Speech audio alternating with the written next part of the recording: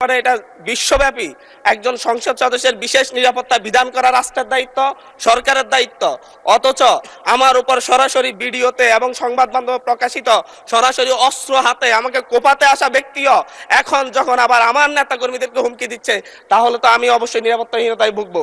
তো এই ব্যাপারটা অবশ্যই গ্রহণ করে আমি মনে করি একটা তদন্তে পাঠানো দরকার, সংসদীয় তদন্ত হতে পারে, এবং কারা এই ব্যাপারে আমাদেরকে, আমি সহ আমার নেতা কর্মীদেরকে কিভাবে হত্যার হুমকি দিয়ে এবং এখন এলাকায় থাকে সরাসরি আক্রমণ করে, এমনকি আমার উপর, আমার নিরাপত্তা দিতে যাওয়া পুলিশের উপর আক্রমণ হয়েছে। নট এ সিঙ্গেল আসামি অ্যারেস্ট হয়েছে। ভোটের দিনে আমার উপর আমার গাড়ি বড় হামলা করে, আমার গাড়িতে 6টা কুকুর দাগ এখনো আছে, এখনো তারা এলাকায় ঘুরে বেড়াচ্ছে। মাননীয় সদস্য জনাব আব্দুল হান্নান মাসুদ, নোয়াখালী 6, বিশেষ অধিকার ক্ষুণ্ণ প্রশ্নের প্রায় একই বিষয়ে 2টি নোটিশ দিয়েছেন। তিনি তার নোটিশে উল্লেখ করেছেন, বাংলাদেশ জাতীয় সংসদের একজন সদস্য হিসাবে আমার জান, মাল, সম্মান এবং মর্যাদা রক্ষা করা মহান জাতীয় সংসদের দায়িত্ব বলে আমি মনে করি। এটি আমার বিশেষ অধিকারও বটে। বিগত 25শে ফেব্রুয়ারি 2026 ইংরেজি তারিখে নির্বাচন পূর্ববর্তী ও নির্বাচন পরবর্তী সহিংসতাগ্রস্ত পরিবারকে দেখতে গেলে আমার গাড়ি বহরে আমাকে হত্যার উদ্দেশ্যে সন্ত্রাসী হামলা চালানো হয়, যার প্রতিবাদে জামায়াত, এনসিপি সহ বিভিন্ন রাজনৈতিক দল বিবৃতি প্রদান করে।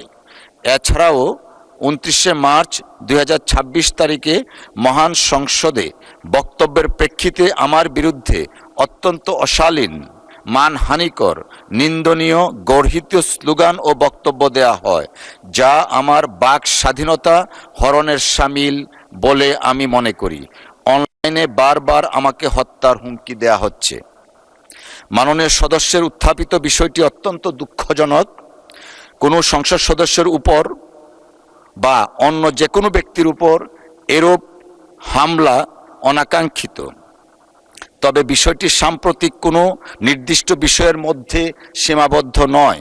এছাড়াও মাননীয় সদস্যের বিরুদ্ধে কে বা কারা এই ধরনের বক্তব্য দিয়েছেন তা নোটিশে স্পষ্ট নয়।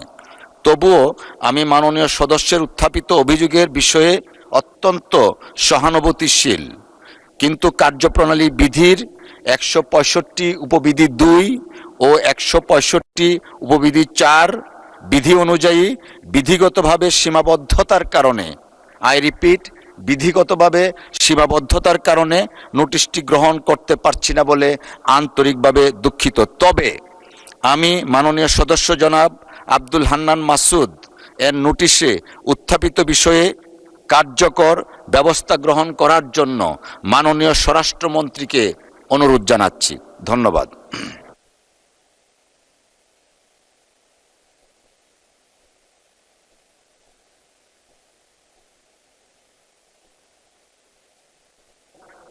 রেকর্ডে থাকবে।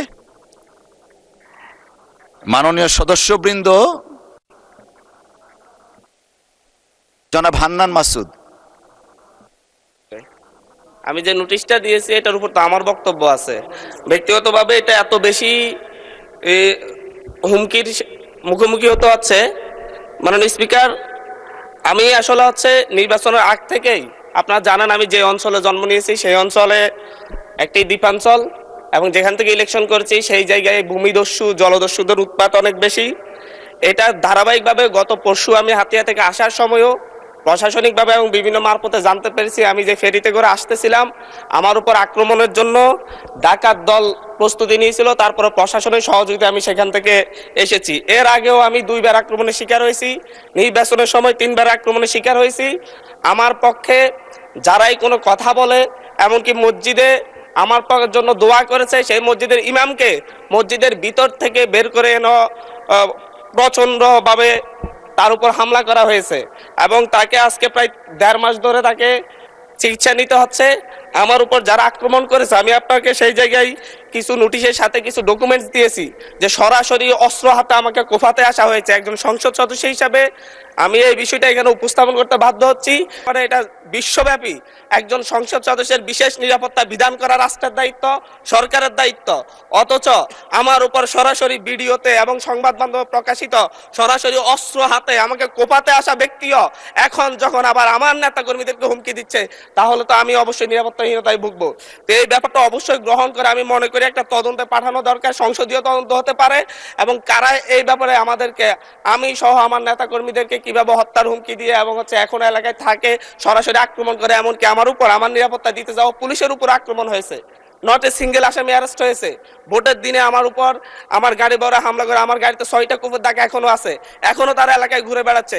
বিটিভির সাংবাদিককে কুপিয়েছে, এখনো এলাকায় ঘুরে বেড়াচ্ছে। এই প্রত্যেকটা আসামির ক্ষেত্রে দেখা যাচ্ছে তৎকালীন ইউনিয়ন বিএনপির সভাপতিকে হত্যা করেছে, ইউনিয়ন বিএনপি সদস্যকে হত্যা করেছে। এই ধরনের হত্যা মামলার আসামিরা, এই ধরনের হত্যা মামলা, আমি আমার বিশেষ নিরাপত্তার বিধিতে কথা বলতেছি, আপনাদের উপরে হামলা হতে পারে এভাবে না। মাননীয় স্পিকার, এটা একেবারে মাননীয় সদস্য, আমি আমার নিরাপত্তার কথা বলছি, আমি কনসার্ন জানাচ্ছি। এবং আমার উপর যদি পরের বার আক্রমণ হয়, সেটা কি ট্রেজারি বেঞ্চ থেকে দায়িত্ব নিবে কিনা এটা তাহলে বলুক যে আমরা দায়িত্ব নিব, আমরা সরকারের দায়িত্ব আছে। পরেরবার যদি আপনার উপর আক্রমণ হয় আমরা দায়িত্ব নিব, আমি বসে যাচ্ছি। আর নয় বলতে হবে যে যারা এই সন্ত্রাসী কার্যক্রম করে তাদেরকে আইনের আওতায় আনবো আমরা। মাননীয় সদস্য, এখন একটু শুনেন। এটা আমার হাহাকারও বলতে পারেন, কারণ আমি মামলা দিয়ে জিডি করে এখন পর্যন্ত মাননীয় সদস্য পাচ্ছি না, যার কারণে আমাকে সংসদে বলতে হচ্ছে। একটু শুনুন দয়া করে। আপনার নোটিশটা পেয়েছি এবং আপনি বসেন দয়া করে, অসুবিধা নেই।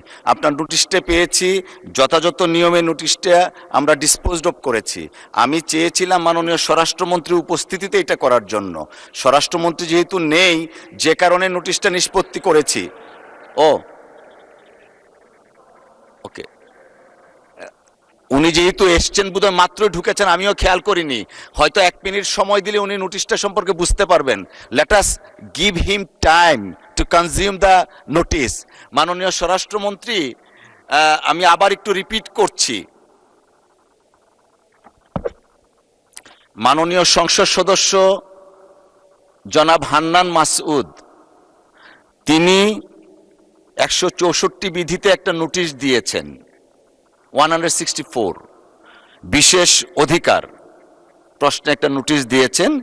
সেইখানে আপনি যেহেতু এসছেন, আমরা একটু সময় নিয়ে আবার নোটিশটা পড়ি, তাহলে হান্নান মাসুদ সাহেবকে অ্যাড্রেস করা যাবে। উনার নোটিশের বক্তব্য হচ্ছে, বাংলাদেশ জাতীয় সংসদের একজন সদস্য হিসাবে আমার জান, মাল, সম্মান এবং মর্যাদা রক্ষা করা মহান জাতীয় সংসদের দায়িত্ব বলে আমি মনে করি। এটি আমার বিশেষ অধিকারও বটে। বিগত 25শে ফেব্রুয়ারি 2026 ইংরেজি তারিখে নির্বাচন পূর্ববর্তী ও পরবর্তী সহিংসতায় ক্ষতিগ্রস্ত পরিবারকে দেখতে গেলে আমার গাড়িবহরে আমাকে হত্যার উদ্দেশ্যে সন্ত্রাসী হামলা চালানো হয়, যার প্রতিবাদে জামায়াত, এনসিপি সহ বিভিন্ন রাজনৈতিক দল বিবৃতি প্রদান করে। এছাড়াও 29শে মার্চ 2026 তারিখে মহান সংসদে বক্তব্যের প্রেক্ষিতে আমার বিরুদ্ধে অত্যন্ত অশালীন, মানহানিকর, নিন্দনীয় গর্হিত স্লোগান ও বক্তব্য দেয়া হয়, যা আমার বাক স্বাধীনতা হরণের শামিল বলে আমি মনে করি। অনলাইনে বারবার আমাকে হত্যার হুমকি দেয়া হচ্ছে। এটা হলো ওনার নোটিশ। আমাদের বক্তব্যটা এমন, মাননীয় সদস্যের উত্থাপিত বিষয়টি অত্যন্ত দুঃখজনক। কোনো সংসদ সদস্যের উপর বা যে কোনো ব্যক্তির উপর এরূপ হামলা অনাকাঙ্ক্ষিত। তবে বিষয়টি সাম্প্রতিক কোনো নির্দিষ্ট বিষয়ের মধ্যে সীমাবদ্ধ নয়।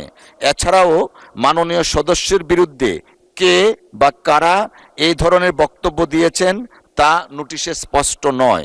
তবুও আমি মাননীয় সদস্যের উত্থাপিত অভিযোগের বিষয়ে অত্যন্ত সহানুভূতিশীল, কিন্তু কার্যপ্রণালী বিধি 165 উপবিধি 2 এবং 165 উপবিধি 4 অনুযায়ী বিধিগত সীমাবদ্ধতার কারণে নোটিশটি গ্রহণ করতে পারছি না বলে আন্তরিকভাবে দুঃখিত।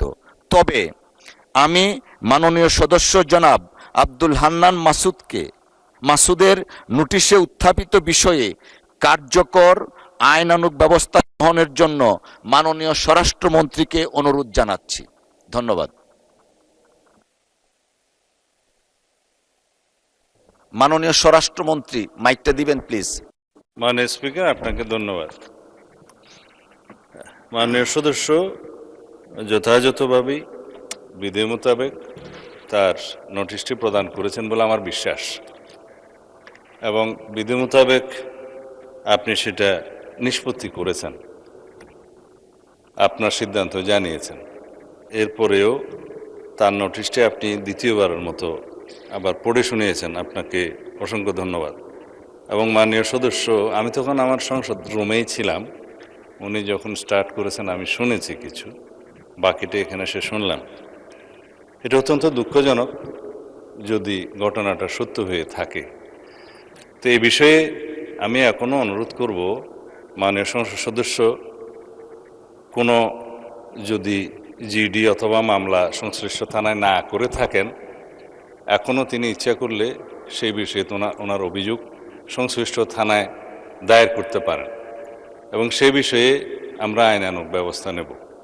আর বিশেষ অধিকার প্রশ্ন উত্থাপনের বিষয়টি যেহেতু আপনি নিষ্পত্তি করে দিয়েছেন, এর বাইরে এই মুহূর্তে আমার তেমন কিছু বলার নেই। তবে আমি আশ্বস্ত করতে চাই, শুধু মাননীয় সংসদ সদস্য যিনি উত্থাপন করেছেন তার বিষয়ে নয়, যে কোনো মাননীয় সংসদ সদস্য এই হাউজের যদি সেই রকম কোনো পরিস্থিতির শিকার হন, তাহলে যেন বিষয়টি স্বরাষ্ট্র মন্ত্রণালয়ের নজরে তাৎক্ষণিকভাবে আনেন, অথবা নিকটস্থ থানায় সেই বিষয়ে অভিযোগ দাখিল করেন। আমরা আইনের শাসন প্রতিষ্ঠায় বদ্ধপরিকর। মাননীয় স্পিকার, আপনাকে ধন্যবাদ। ধন্যবাদ মাননীয় মন্ত্রী। বিরোধী দলীয় মাননীয় নেতা বিভিন্ন জায়গায় সফর করছে, আমরা দেখছি। উনি ওখানে বক্তৃতা বিবৃতিও দিচ্ছেন এবং বলছেন যে সংসদ তো সব তেল আছে সংসদে, বাইরে তেল নাই। এটা গণতান্ত্রিক অধিকার, তিনি বলেছেন, পত্রিকায় আসছে, আমরা পড়ি। তো এখন আমার সুনির্দিষ্ট একটা প্রস্তাব হচ্ছে, মাননীয় স্পিকার, মুলতবি প্রস্তাব গ্রহণ করে সংসদের বৈঠক মুলতবি করে আলোচনার মতো এই বিষয়টি গুরুত্ব রাখে কিনা।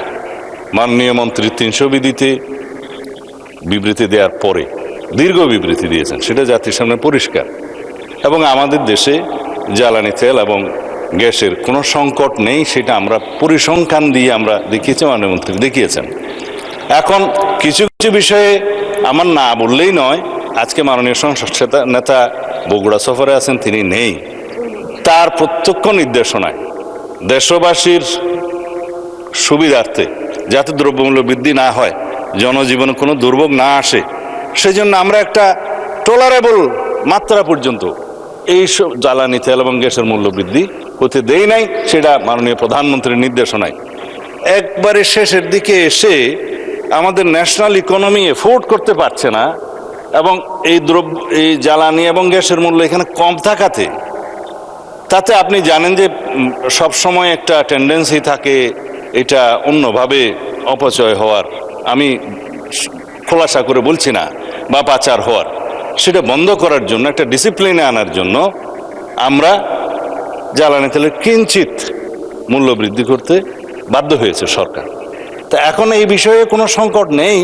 সুতরাং আমি মনে করি মুলতবি রেখে সংসদের অধিবেশন এই আলোচনাটা করার প্রয়োজন নেই। তবে যেহেতু মাননীয় মাননীয় বিরোধী দলীয় নেতা বিষয়টি উত্থাপন করেছেন, আমি অনুরোধ করব আপনি দয়া করে 68 বিধিতে ওনাকে একটা নোটিশ দিতে বলেন। এখানে সংক্ষিপ্ত আলোচনার সুযোগ আছে, অ্যাকর্ডিংলি আপনি আপনার সিদ্ধান্ত দিতে পারেন। এই অনুরোধটা আমার পক্ষ থেকে থাকলো। ধন্যবাদ মাননীয় স্পিকার, এবং আমি ধন্যবাদ জানাচ্ছি মাননীয় বিরোধী দলীয় নেতাকে। মাননীয় স্পিকার, আপনি কিন্তু ওই যে মহসিন হলের ভাইদেরকে কিন্তু আপনি সময় দিয়েছেন বাড়ি। আমি কিন্তু মহসিন হল থেকে কাছেই জসীমউদ্দিন হলের ছাত্র, তো আমি কিন্তু দূরে নয়, দৌড়ায় কিন্তু মহসিন হল থেকে জসীমউদ্দিন হল দৌড়ে যাওয়া যায়। তা আমাকে 2 মিনিট দেবেন মাননীয় স্পিকার। অনেক দিন পর আমি সুযোগ পেলাম, আমাকে সুযোগ দেওয়ার জন্য আপনাকে অসংখ্য ধন্যবাদ।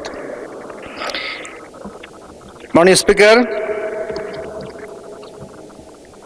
আমি দিনাজপুর জেলার বীরগঞ্জ ও কাহারোল উপজেলার যে আসনটি দিনাজপুর 1-এর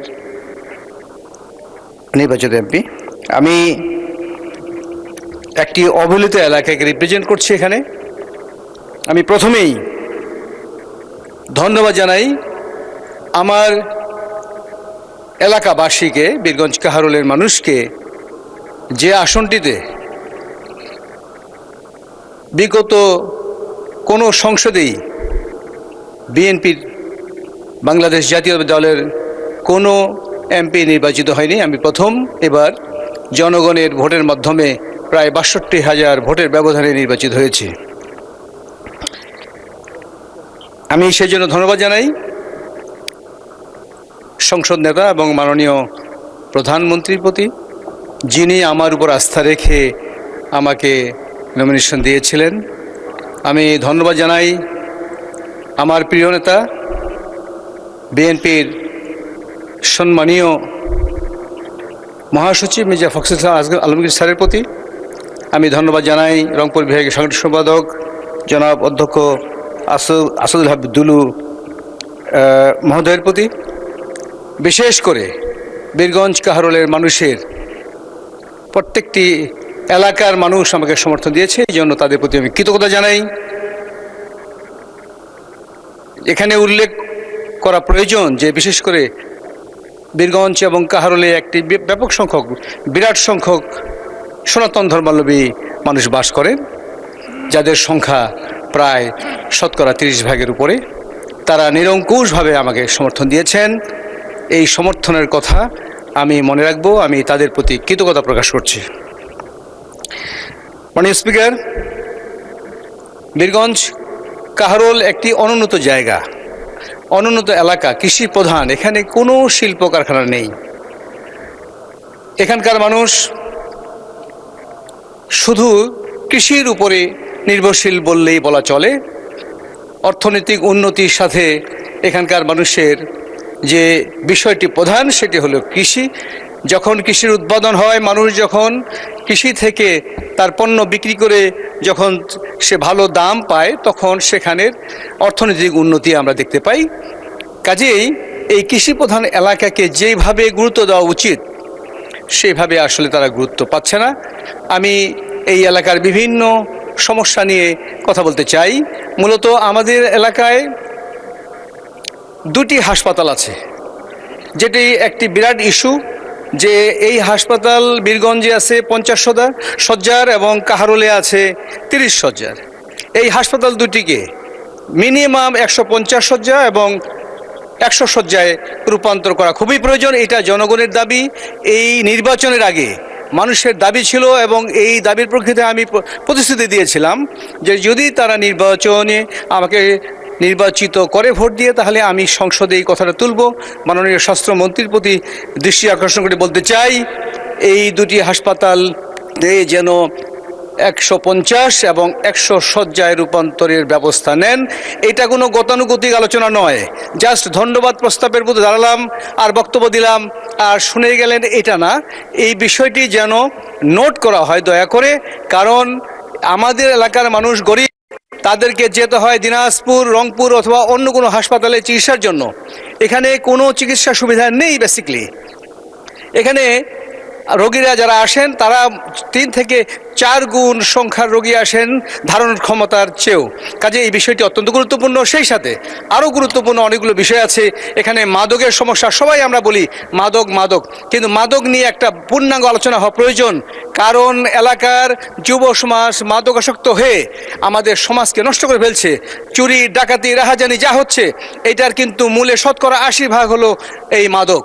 কাজে মাদককে নিয়ন্ত্রণ করার জন্য প্রয়োজনে আইন প্রণয়ন করা প্রয়োজন। কারণ ব্যবসায়ীদেরকে, মাদকের যারা ব্যবসায়ী, তাদেরকে সহজে ধরা যাচ্ছে না। তাদেরকে যদি জেলখানায় পাঠানো হয়, তারা কয়েকদিন পরে জামিন নিয়ে চলে আসে, আবার মাদকের ব্যবসা করছে। এই ব্যাপারে একটি আইন দরকার। আমাদের আরও যে সমস্যাগুলো আছে, সেটা হলো যে কাহারোলকে উপজেলায় রূপান্তর করার জন্য আমি মাননীয় প্রধানমন্ত্রী যখন কাহারোলে যান 16ই মার্চ খাল খনন কর্মসূচিতে, সেখানে আমি দাবি দিয়েছিলাম কাহারোল উপজেলাকে যেন এখানে পৌরসভায় পরিণত করা হয়, পৌরসভা ঘোষণা করা হয়। কাহারোলে একটি বাইপাস, শহরের বাইপাস রাস্তার খুব প্রয়োজন। কাহারোল একটি বিখ্যাত একটা বাজার আছে গরুর হাটের, সেই বাজারটা একদম প্রাণকেন্দ্রের শহরের। ফলে এই বাজারের দিনে এই শহরের দিকে দিয়ে রাস্তা দিয়ে চলাচল করা যায় না, প্রচুর জ্যাম লেগে যায়। এখানে একটা বাইপাস সড়কের জন্য একটা পরিকল্পনা আছে, এই ব্যাপারে যেন সংশ্লিষ্ট মন্ত্রী মহোদয় এবার দৃষ্টি দেন। মাননীয় স্পিকার, বীরগঞ্জ এবং কাহারোলে, বিশেষ করে বীরগঞ্জে একটি বন আছে শালবন, এটা সংরক্ষিত বনাঞ্চল, অত্যন্ত সুনামের সাথে আমি বলবো যে এটা একটা বিখ্যাত বন অঞ্চল। ধন্যবাদ মাননীয় সদস্য। আচ্ছা, 1 মিনিট সময় দেন ওনাকে প্লিজ, 1 মিনিট। মাননীয় স্পিকার, আপনি কিন্তু ওই যে মহসিন হলের ভাইদেরকে কিন্তু আপনি সময় দিয়েছেন বাড়ি। আমি কিন্তু মহসিন হল থেকে কাছেই জসীমউদ্দিন হলের ছাত্র, তো আমি কিন্তু দূরে নয়, দৌড়ায় কিন্তু মহসিন হল থেকে জসীমউদ্দিন হল দৌড়ে যাওয়া যায়। তা আমাকে 2 মিনিট দিবেন মাননীয় স্পিকার। আচ্ছা, আপনি শেষ করে ফেলেন, সময় যাই চলে হোক, যাচ্ছে। আমি আমাদের এই সিংড়া শালবন অত্যন্ত একটি সুন্দর সংরক্ষিত বনাঞ্চল। এই সংরক্ষিত বনটাকে কেউ দেখেনি এতদিন পর্যন্ত। এই বনটাকে তার অনেক জমি এখন মানুষ দখল করে নিয়েছে। এই বনের ভিতর দিয়ে নদী প্রবাহিত আছে। এইটাকে যদি সুদৃষ্টি দেওয়া হয়, বিশেষ করে আমি মাননীয় সংশ্লিষ্ট মন্ত্রীকে দৃষ্টি আকর্ষণ করছি, এই বনাঞ্চলকে রক্ষা করা অত্যন্ত প্রয়োজন। সেই সাথে আরও একটি বন আছে বীরগঞ্জের মধ্যে। ধন্যবাদ মাননীয় সদস্য।